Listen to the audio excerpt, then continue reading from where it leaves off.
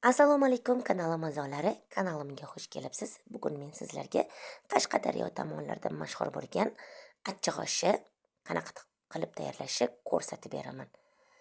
Buning uchun qozonimizga 4 litr suv solib, bir dona piyozni yaxshilab to'g'rab solib, bir qoshiq tuz solib qaynatib olamiz. Suvimiz qaynaguncha kosamizga suv solib, bir piyola suv solib, 2 qoshiq tuz solib, namakob suv tayyorlab olamiz. Va kattaroq tog'oramizga namakob suvi solib, ustiga 300 gram un solib, qo'limizga ilashmaydigan qattiqqina xamir tayyorlab olamiz.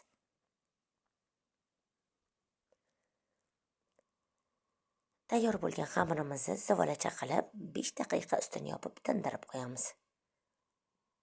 5 daqiqadan so'ng xamirimizni olib, yupqa qilib sekin asta yoyib olamiz. Hurmatli bekajonlar, juda ham mazali taom chiqadi.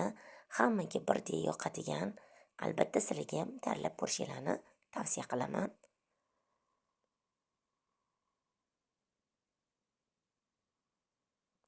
Xamirimizni yoyib bo'lgach, ustiga un sepib, xamirimizni o'rab olamiz.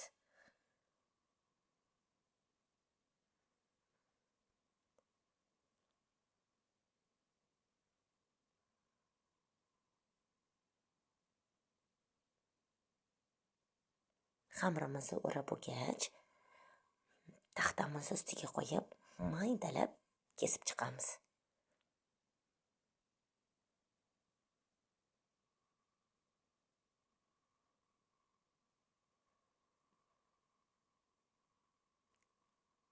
Kesib bo'lgan xamirlarimizni qo'limiz yordamida titkilab yoyib olamiz.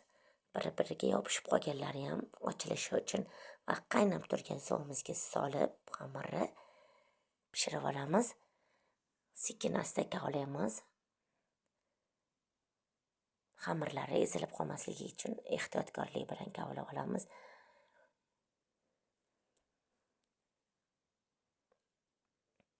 Mana oshimiz tayyor.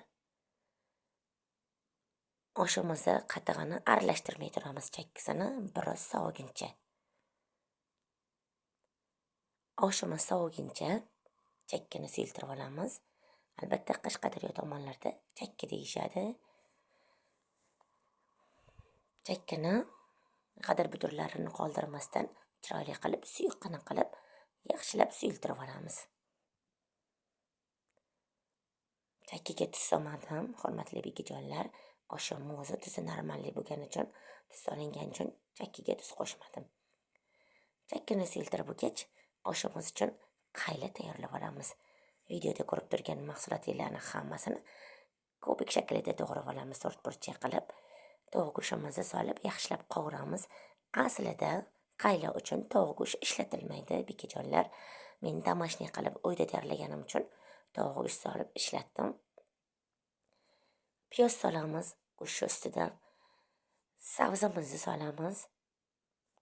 Kartoshkamizni ham solib, yaxshilab qovuramiz.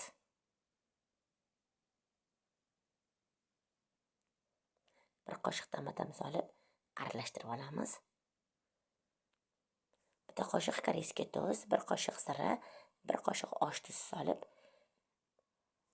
qovurib, ustidan 3 litr suv solib olamiz. Va uvitilgan no'g'atimizni solib, bir qaynaguncha ustini yopib qo'yamiz. Bitta qaynab chiqqandan keyin olovini pastlatib, ustini ochamiz.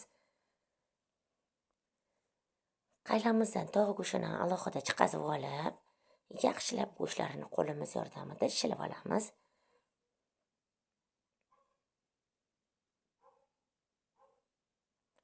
Va tayyorlab olingan go'shtni qaylani ustiga solib, yaxshilab aralashtirib qo'yamiz.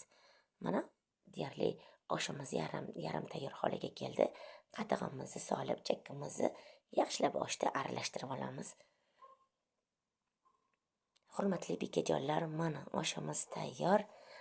Agar bor yetsa sizlarga yoqqan bo'lsa, juda ham xursand bo'laman. Albatta sizlar ham tayyorlab ko'ringlar.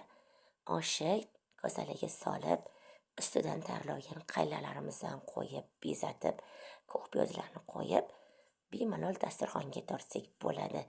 Agar sizga yoqqan bo'lsa, like bosib obuna bo'lishni unutmang.